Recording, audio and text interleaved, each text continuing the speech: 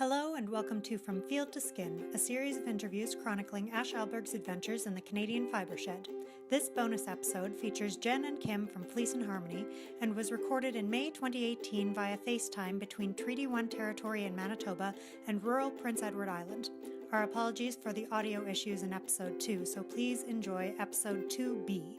You can find Fleece and Harmony online on Facebook and Instagram or visit fleeceandharmony.com. For more, follow at From Field to Skin on Instagram or visit fromfieldtoskin.com. So this is episode sort of 2B with Fleece and Harmony because the first time we tried this, the audio did not work at all. I mean, it sort of worked, but it was not good. And that's kind of not very useful when you're doing an interview with people. So here we are again. It is now May instead of, I think the first time we recorded was February. And I am here with Jennifer and Kim from Fleece and Harmony in PEI. Hello. Glad back. Much better weather this time. Yes, for everyone. So we're just gonna try and do everything all over again instead of assuming that people managed to hear the first episode. So let's start with you both telling us a bit about your personal fiber journeys. Cool. Go ahead. Okay. Well, both of us were taught to knit by our grandmother, or different grandmothers, I think, but both of our grandmothers were knitters. And then I didn't really do much past the age of 9. Kim kind of kept up with it more. I dabbled, I guess you could say. I dabbled. And then when we got tired of our big city jobs, so around 6 years ago, we decided we wanted to leave our corporate careers because they were not satisfying and traffic was terrible. We were both living in big cities, Toronto and Montreal. We decided we were going to go get some fresh air back in our lives, and we decided to buy a farm of some sort.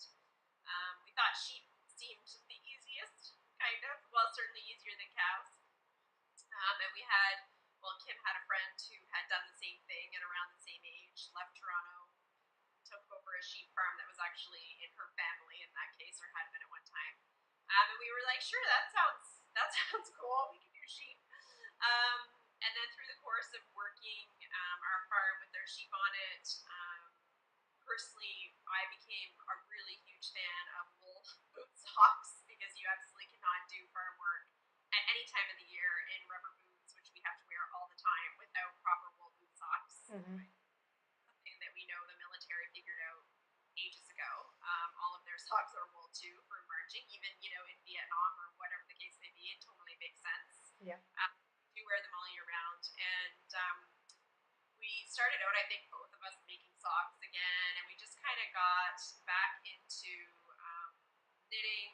We were taking our fleeces various places to try to have them spun, some of which don't really want to do custom spinning for others and so on, and then that kind of led us to being like, let's just buy a mill, and that's where we are today. I think it's important to note that we knew nothing about sheep before we had sheep, and we knew nothing about spinning wool before we had a mill either. So Oh my goodness. Yes, we consider ourselves lifelong learners, I guess. Yeah, and it's been a big curve, and I think with like a lot of risks that you take in life or things that you battle through, when you think back on it, you're like, oh my gosh, I would never go to start that again now if I had known. But we're just, able to focus on moving forward, and it's all good. But yeah, it's been a bit of a crazy journey, but it's been fun. Yeah. So I guess a little bit of context. What exactly is Fleece and Harmony? Fleece and Harmony is, from start to finish, we have the process of producing yarn from start to finish. So we have our own flock of sheep, which we've been breeding for wool, different types of wool for a while now, like about the last 3 or 4 years, because we've gotten, we have the only registered quarry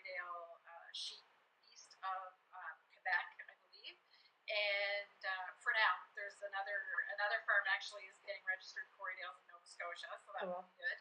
And we also acquired a Border Leicester ram. So we were started really seriously looking at wool quality and that kind of thing when we had those two genetics in our flock. So we're on year 3 of that part of the journey, and we just finished lambing a couple weeks ago, and we can see already like the difference in 3 years of the wool quality in our flock is amazing. We also had a goal of using an underused resource here on the island, and that's the fiber from the regular commercial sheep business for lamb. A lot of the farmers were not using their wool for anything. We were told when we started out that you just throw that out up in the woodlot and let it rot, and it all seemed very disrespectful to the animal. And so we made a commitment that when we opened the mill that we would spin local fiber. So if you want to talk about local, you can't really get any more. I don't think you can do better than we did. We bought our mill 7 kilometers away from where we are because we have a Belfast mini mill, and their manufacturing operation is 7 kilometers away. Cool. We make our own flock fiber, all of it. And we also buy all of the lamb's wool that's produced by 2 other huge commercial farms here on the island. So we're buying every last strand of fiber that they produce from their lambs, which is really great. Like we're in the situation already within a year and a half where we're thinking, okay, now we need to find more local fiber. Cool. And we also wanted to make a commitment to other farmers on the island that have small flocks that they would have a place to get quality spinning done for their flocks. So, there's a few different purebred flocks on the island of different types, and we spin custom spinning for them. And we also spin for alpaca farmers, mostly in the Maritimes, but further afield as well. Cool. And you guys just like left Toronto and Montreal to do this. Yeah, well, Yes. who knew that we would? I mean, it's all been a bit of a journey, but one thing led to another. You know, somebody. I guess the real motivation for us for most things is when somebody tells us we can't do something. Then that's the first thing we want to do. So. Yeah, that just makes us angry. And you know, just as an example, we were questioned quite a lot when we started this idea about Fleece and Harmony. I should say we also have a shop, so we're vertically integrated right from the ground all the way to the top, literally. But we were saying, well, people were saying you won't be able to find good quality fleece on the island to spin locally. How would you be able to sustain a business on that? But as it turns out, that was really because nobody tried to. The popular breed here for the lamb business is Canadian Arcot. Okay. So not known for wool for sure, Mm-hmm. but actually discovered just because that was what we had available. We spun it, mixed it with our flock's fiber, so that you have giving yourself a little bit of a step up, or get that ahead of the game. And what we found was when you spin Arcot first clip fiber, it actually has a beautiful luster to it, and Jen does the dyeing. And what we dye in the skein, and when you have that Arcot fleece in there, you have this beautiful tonal color that comes from in the solid skeins that we wouldn't have expected at all. And I think the only other way to get it would be to do one of the specialty breeds that have a lustrous fiber, which are not raised locally. So Right. It was a happy discovery, and it makes our yarns look very. They have a very distinct quality to them because of that. Yeah. Glad it worked out. Yeah, and it's very white. And recently we tried using our own flocks as much. For the Interesting.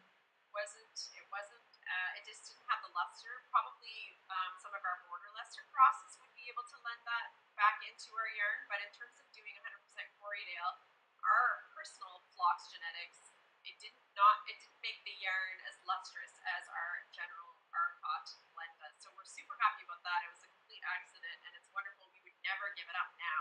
Yeah, that's so neat. Yeah, and the Arcot thing is a really fascinating one because, like, my friend Christelle, who runs Fuela Farm outside of Winnipeg, she has some merinos and some Arcots, and I've used some of the fiber from her Arcots before. Like, she'll shear them, and then um, I've gotten like roving from her to spin, and I've actually found it slightly easier because it was a little bit stickier. Like, it had a little bit more structure, just still within the roving, and it made a lovely yarn. So I think it's really cool how you guys are repurposing the meat breeds fleeces, and then that also offers those farmers a tidy side income on a byproduct of something that they're already raising and that they already have to deal with. Like, they have to shear the sheep no matter what.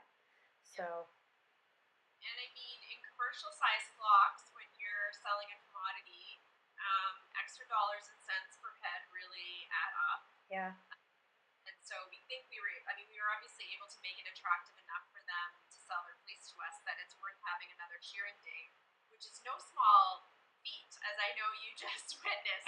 yes, Yeah, and think of doing 120 at a time. I know. I can't. Yeah. I was just at shearing day at Longway Homestead, and the shearer, I think her name is Stacy. She's been shearing for this year. She started in February, and as of Monday, I'm sure she's already done way more. As of Monday, which was very beginning of May, she had done 3,700 head already, and it's like I can't even imagine. I mean, the amount of physical labor that was going into. I was also quite amazed at how easily she was wrangling the sheep. Like, clearly she knows what she's doing, and they seem pretty chill. But it's still, you've got this massive animal that you are having to keep calm between your legs while you are shearing it, and making sure that the shearing, especially for the fiber ones, that you're getting it in a way where you're getting the best out of the fleece possible. Yes. Um, so yeah, I was totally amazed, and I cannot imagine doing that with a huge commercial flock. Like, that's just crazy to me. Yeah, I mean, and it's work for them. It is a day that they have to set aside to just do that. They often have to bring in help for handling. It depends on because not a lot of the flocks here have a proper chute or handling equipment to Right. make all. We certainly don't have it on our farm, and the shearer doesn't drag it around with them. So, um, in our case, it's also a woman. She has to show up and be prepared to deal with whatever sorting system and chasing, wrangling type of handlers she's got available in that location. Mm-hmm. And I mean, our fleeces have doubled or tripled in size on average because of our improved wool breeding that we've been doing over the last few years. And I mean, we were dog tired by the end. Like, it was a full day, so it's no small thing. So we're really, really happy that we found willing partners who own the commercial flocks. Yeah. And a couple of them are actually profiled on our website. They're good friends. They're good people. They're good animal husbandry advocates. We sort of have a couple of really top-notch partners who look after their sheep really well. They're on the top of all the research, and it's just wonderful. It's been wonderful. Now we just need to find maybe a few more. Yeah. And it's funny because when we first started approaching them, one of them was, yeah, okay, that sounds neat, and she was very always sorting her fleeces and things anyway. But the other farmer, he was just really putting it all to get in big totes and sending it to another mill that on the island that like a more commercial mill. Yeah. And so he said, oh, okay, well, yeah, sure, I'll do it. But now he's actually posting on Facebook about how great his fleece is. That's Because hilarious.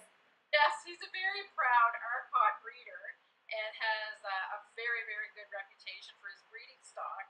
And he's really chuffed about the fact that his fleece is going, which, that's all a ripple effect then about how, it encourages them to um, uh, take care of all the parts, I guess, all of the parts. So he's, being careful about his fleece now. He's planning his shearing days so he gets the best Yeah, fleece. so it's a bit longer. Like, that's just Right. such a big accomplishment just to know that these farmer partners of ours are like, oh, I think these ones, have another quarter of an inch of length on them because I've rearranged such and such to make shearing day just a little bit later in the season, which is just a huge help because if it's too short, we can't use it. Right, yeah. Quarter of an inch Makes a big difference. Either you've got it or you don't. And if it arrives too short, we have to send it to a different type of equipment to be done. We still don't waste it, but we're not able to spin it here. Right. And so it's kind of having like a ripple effect in our own really local fiber shed, which is it's just so rewarding. It's super awesome. And it's a great product that we get out at the end that we're really, really proud of. And we love knitting with ourselves. I'm wearing it, Kim's wearing it. And it's just great. It's gone really well. Cool. Okay, so I've got my notebook underneath my computer, which is not a useful location for it, so I'm just gonna like shuffle this sometimes. So, I mean, you guys are just kind of naturally growing your fiber shed, but what does fiber shed mean to the two of you? Well, it means a lot of things. First of all, we're very passionate about 100% natural fibers. So that's the starting point. And, being able to, just like what I mentioned before, being able to help local farmers and animal breeders to get the most out of what they're doing and what they're passionate about is really important. It's kind of like a founding principle, if you want, about what we want to do. Sustainability of it, and it's just, Jennifer alluded that when we first started knitting, we were knitting, socks and things like that. But we've recently been concentrating more on garments, and when I was dabbling in knitting in the '80s, I was making sweaters that, sure, you knit them and it was recreation, but at the end, it didn't really fit very well. Right. It wasn't necessarily very fashionable. It was pretty, you're just, yay, I knit, look what I made. But but now, with all of the help that there is online with different classes and courses and videos to teach you, you can make beautiful, beautiful garments and heirloom items, shawls, things like that.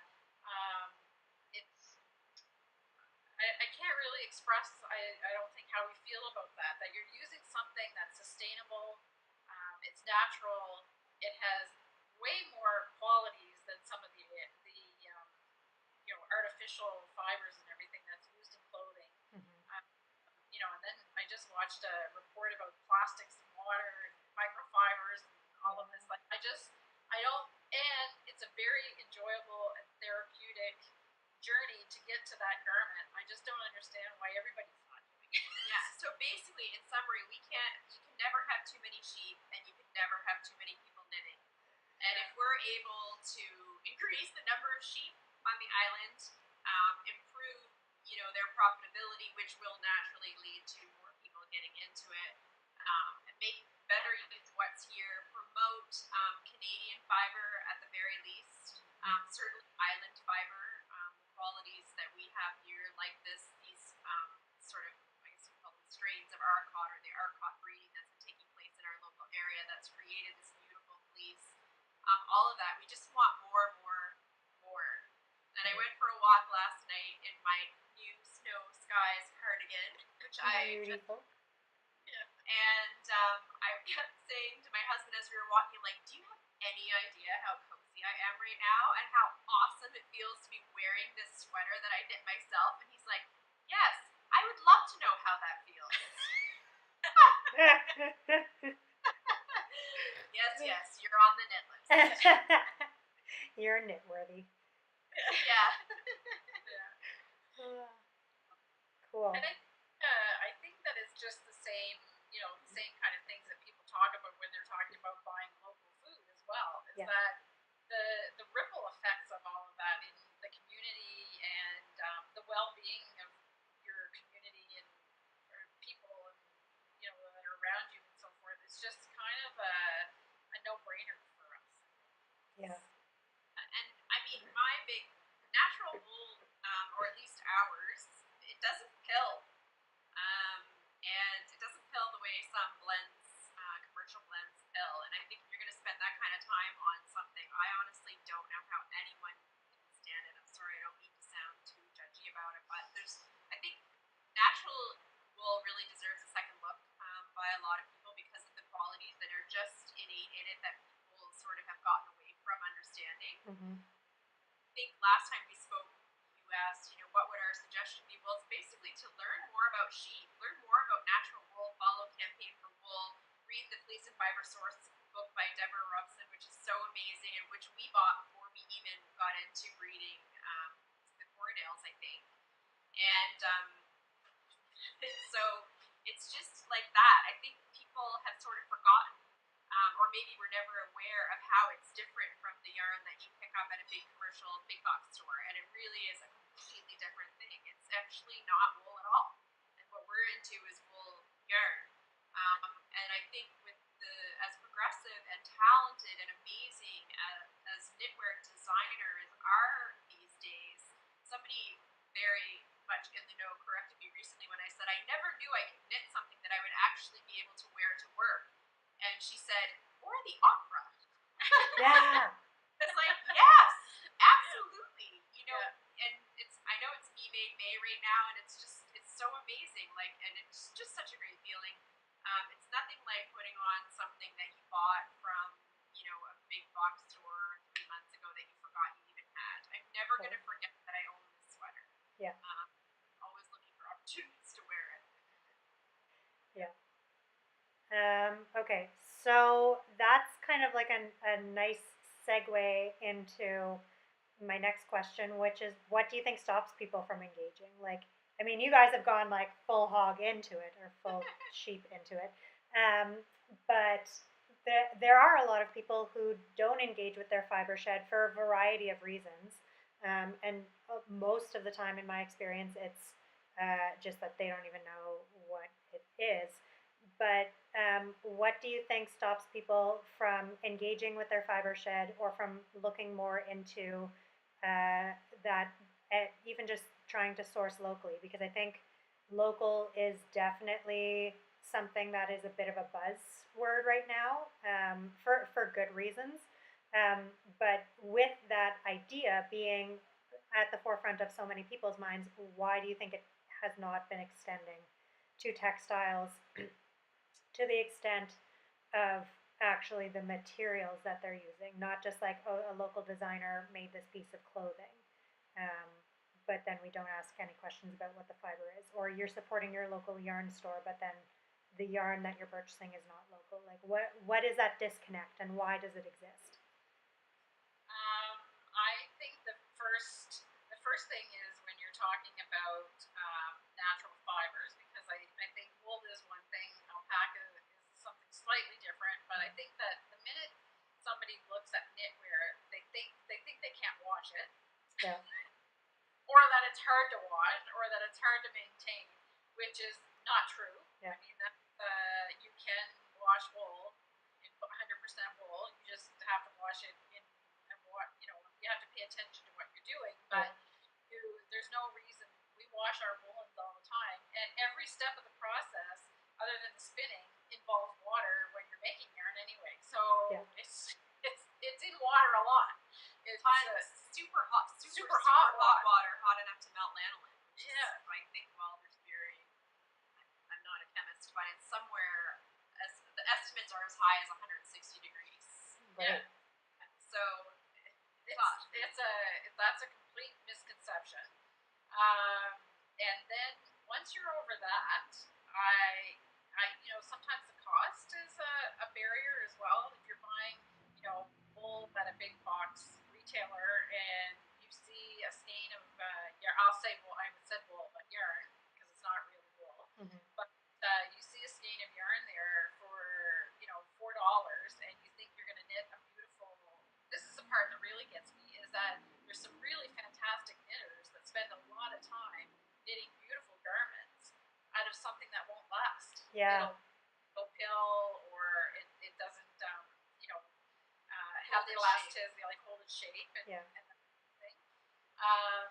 So you're making you're putting a lot of skill and effort into a garment which becomes a throwaway item in the end. There's no cheap yarn, because you'll feel proud to wear the synthetic blended sweater once, and you will have paid whatever your yarn cost was, which even at the lower synthetic end, is $50.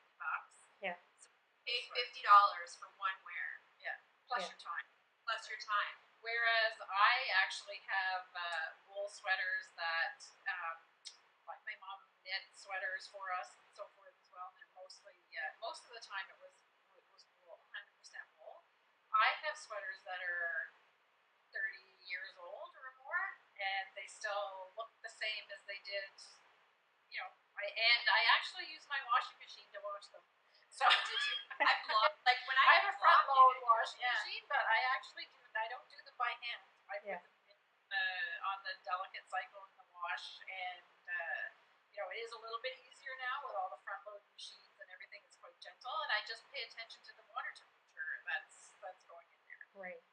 And it doesn't mean that it has to be cold, although that's the safest. But you just have to be able to. You don't change the water temperature between the washing and the rinsing. That's the trick. That's it. Yeah. That's the trick. And it's just no cold right after hot. That's the rule. Yeah. Cold is fine. You can even put hot after cold, but let's not overcomplicate it. But basically, don't shock it with cold water after you've warmed it up. That's the killer. Right. All residential washing machines do only cold rinses now because of all of our water and electricity and efficiency concerns over the last 2 decades, where all of that has changed. Yeah. So there's no hot rinse on a washing machine you can buy anymore that I'm aware of, unless it's a really fancy one. Just because the energy efficiency rating is so important on home appliances. So I throw mine in a gentle cycle, cold to cold, before I block it. Just cause I'm lazy. Yep. Yeah. So basically, and it does a thorough job, and it's really nicely spun. So I know it'll dry fast. Yeah. And just before we get to that point about washing, is that actually wool doesn't really get dirty the same way as other fibers as well. Yeah, it's kind of amazing. Like, I'm a sweater, and so I change. Like, if I'm wearing a cardigan that's made out of cotton, like not a knit one, just a purchased one, then usually, depending on what's going on, like if I have anxiety on that day, it is going in the wash. But like I've got sweaters that I have not I've washed like maybe once, and I wear them almost every day for extended periods of time. And like maybe they're a little bit stinky at the end of that day, but then by the time I put it on the next morning, you can't tell at all. You can't smell anything, and it is amazing and makes my life a lot easier, especially when I'm like packing to go on a trip or something. I'm like, I only have space for one layer. It's going to be one of my sweaters that I've knit, because I don't have to worry about taking care of it while I'm on this trip for a week and a half. Yeah. And there is a huge uphill battle with the wool is itchy reputation. That's just we accept that. No, it doesn't feel like a cashmere silk blend, which are two lovely natural fibers you could get instead. Mm-hmm. Still not plastic. But it's just choose the right breed and natural fiber for your project. Don't automatically assume the only answer is then plastic. Yeah. There are other natural fibers. Oddly enough, I know some people find alpaca itchy. Yeah, I've heard that more frequently recently within the knitting community than wool, and I think it's because just the hairs end up sticking out more when they get spun. The Um, shorter the shorter the fiber is when it goes to the spinner, the more likely it's going to feel a bit itchy, even if the yeah, fiber is very fine. right. So that's true with wool as well. Like I mean, it's really the shortness. The more little ends that are sticking out, the more you're going to feel it. Yeah. But I actually I haven't really done much research on this, but I'm this so this is totally anecdotal and just my own opinion. Is I think that that's way more of a North American thing than it is a European thing. Yeah. Some of the most popular brands of yarn coming out of the UK, for example, are not soft. No, not at all. But then they bloom really beautifully. Like I think this is a really Yeah, interesting thing that people don't necessarily understand. North Americans don't necessarily understand because we are so used to, and also this is my hypothesis and based on anecdotal and experience, not on like science. yes. But it seems as though in North America there was a gap within generations in terms of knitting. And so, because of that gap, then we lost a fair amount of the knowledge. Whereas in Europe and the UK, that knowledge wasn't lost. And so, there's still, like if you're knitting something, then you're fine knitting it with the wools because your every generation of your family has passed that knowledge down through and you know how to take care of the different fibers and you know that different fibers have different uses. um, and in my experience, the companies in Europe that are using like superwash merino or whatever, they're catering more to a North American audience, and that's kind of their goal audience, and so that's why that has shifted over there. But the ones that are dedicated to their own um, heritage breeds, that all of that information has maintained, and people are used to getting a yarn that might feel like a little bit scratchy or something. Sorry, I'm gonna grab some water. They might have something that like feels, not super soft in the skein or in the cake, but then they know that once they've washed and blocked it, Yeah. then it blooms and it softens up massively. Like, Oh, yeah. And our yarn behaves very much like that as well. It's one thing when you feel it in the skein because we use like a high percentage of lamb's wool. We're already hedging our bets that it's going to be a bit softer than if you just are using run of the flock bunch of fiber together or whatever. We do a little bit of the selection process because we do a certain percentage of lamb and a certain percentage of regular sheep's wool. But when you feel something that's knit by a wool or yarn that some people come into the store and think it's too scratchy, when you actually feel it in the thing that it's making, mm-hmm. after it's blocked and washed afterwards, it doesn't feel the same at all. To your point, that's exactly right. Yeah, I think the other thing is that people have in their head that it's just wool when it's not. So many different kinds of wool and fiber and that go into making a yarn. mm-hmm. There's something for everything, every application, and if you decided to do a little bit of legwork, you can probably find that in your local area as well. So to just to wrap it back to the local fiber shed, Yeah, lots of people have sheep. So there, and all the breeds are. I loved.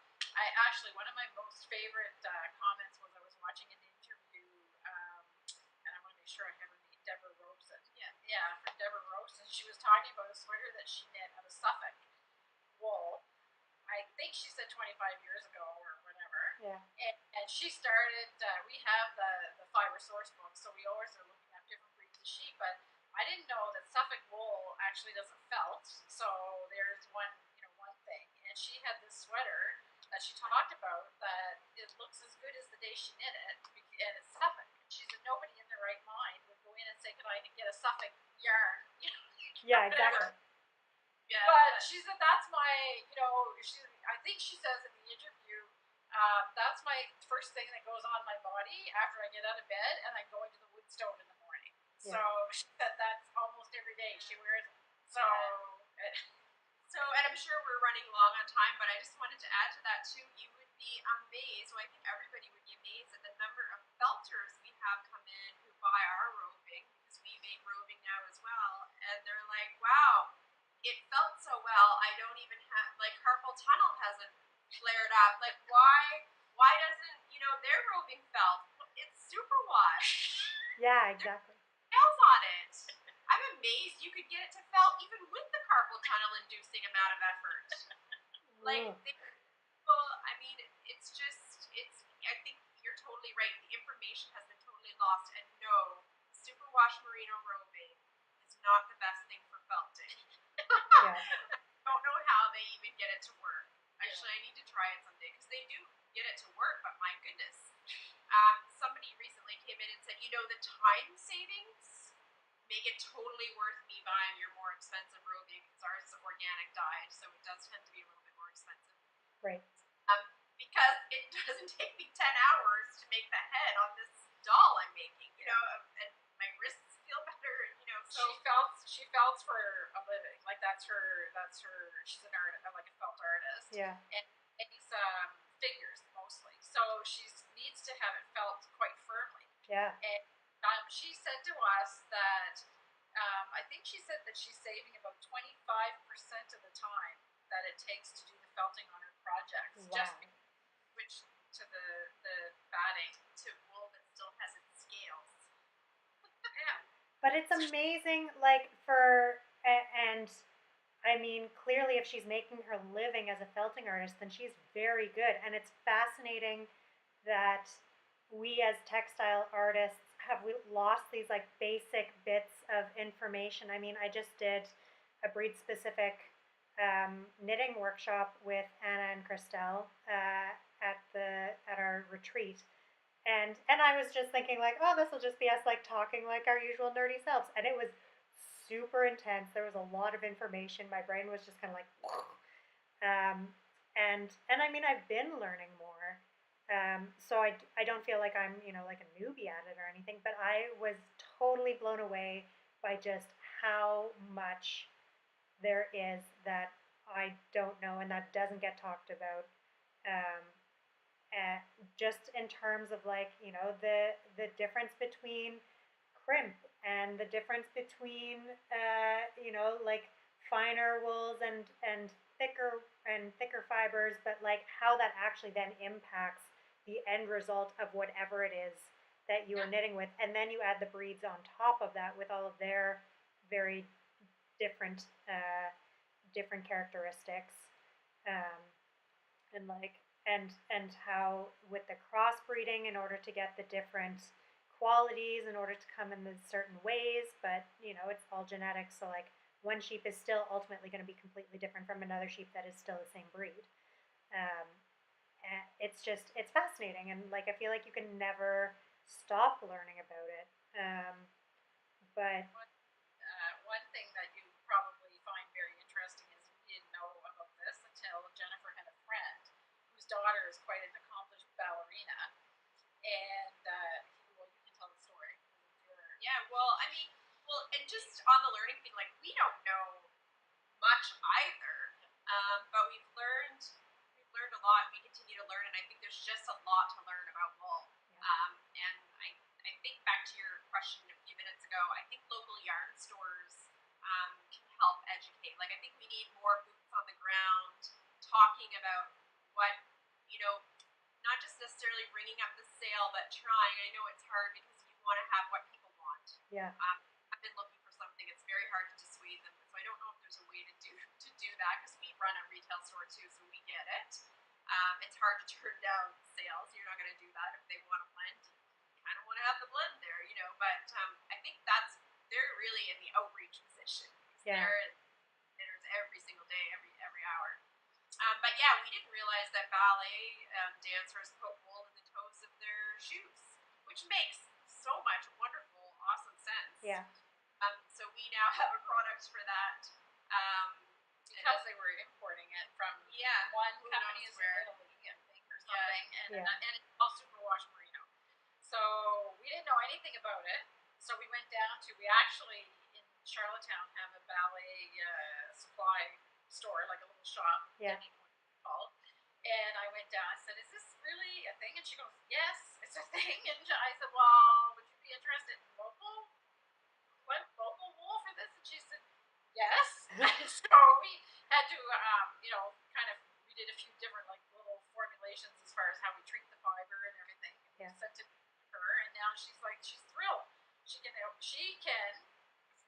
offer a locally produced product, sourced and produced product to her ballerinas that she didn't even know that it would be possible. Yeah. So, Which is so cool. I mean, like ballet dancers, like it's an art form and like crazy athletic, and so they have very specialized equipment, and like your entire body is your tool, and so you have to make sure that whatever equipment you're using is going to keep your body as healthy as possible. So to have something that can be sourced locally would be super cool, because now you're able to bring that again, that local into something that you don't have the same kind of ability to be like, well, I guess I'll just like make a value judgment on this because of moral reasons. Like that's not really an option. You might be able to make that decision if one of the things that you need happens to fit within your moral reasons, but you also don't really get to make that decision. It's like you need this very specific kind of equipment in order to do your job. Yeah. And similar to the military, I think they know what they're talking about. They know sweaty feet. Wool is what they use. They know the importance of their toes. Like the if comfort. their feet are sore, I mean, just imagine. So they have over hundreds of years of tradition stuck with wool. Yes. Yeah. And that's very, very telling. Yeah. But I asked her because I had no idea. I said, "So, how sweaty do their feet get?" She goes, "Oh my god." She said, "A hockey bag has nothing on." Sure, it's true. She said, "So it's not an option. You use wool." Yeah. Yeah. Which is just so interesting as well when you have those traditions that, like, with all of the different innovations that have happened over all of the decades and centuries, that it is just, there are some things that you just stay with, and it's because it works the best. It's not because there's not somebody out there who's trying to make some fancy new versions. Like, no, we know that this is ultimately going to work better because it has always worked better. Yeah. Our label it says on our product, it says the toes know. They do. Oh, that's so gross, but also totally fascinating. I love it. But it's just that's a really cool like extension of the fiber shed in ways that you don't necessarily think of people engaging with it. Is like the ballet dancers using local wool roving in their pointe shoes so that their toes stay safe. Yeah.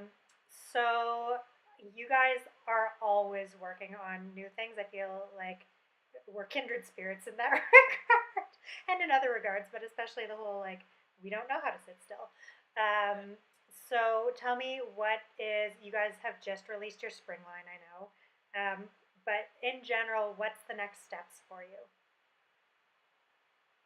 I don't know if we know. I think we're so open to opportunity and ideas and things come at us, and I mean it's more trying to keep ourselves from trying to do too much. Mhm. I think we're still working on what the perfect mix of wholesale versus retail versus custom spinning is for our business, and it's a big balancing act because your mill has a certain capacity, and it requires a certain number of people to run it, and you need to get that product mixed pretty well, perfect.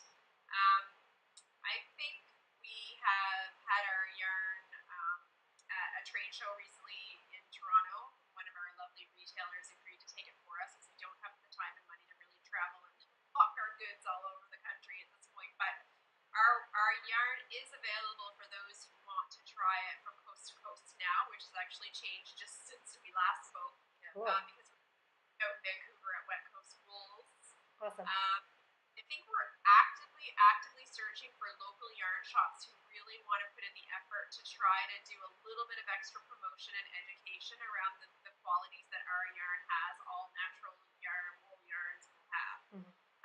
And there's not a lot of point opening a retailer that doesn't want to do that work with us. And I think we've been really fortunate to find some who do. Now it's our job to continue to find more of those so that the sort of tendrils of what we're doing go further, deeper and deeper into our country, and that will hopefully encourage other yarn manufacturers or sheep farmers to buy mills or what have you. It's just going to be a totally uphill education to regain that knowledge, like to close that gap. Exactly. I think your theory is a really good one. Yeah. And we personally, listen, like I know I've made some pretty strong statements about how I feel about plastic yarn, but listen, our nanny knit with plastic. Yeah. It's not like we think we knew better. I knit plastic 3 months ago. Yeah. The problem is I only got to wear it for an hour, and now I wear it in the barn.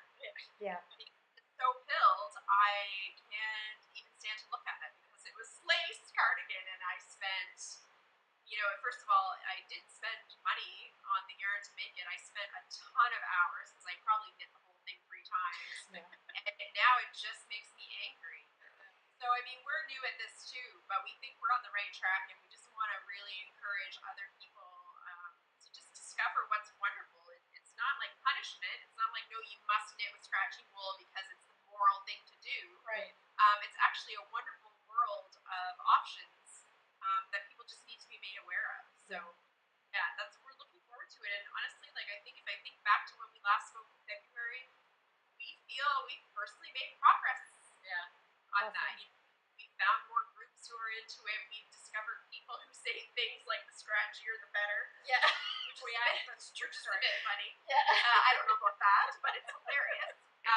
I think we've learned a lot about other cultures who really believe in their wool heritage and have not had that gap. Like, of course, Shetland, amazing, how they protected their history, how proud they are of their wool, very woolly culture and heritage. And I think people and sheep belong together.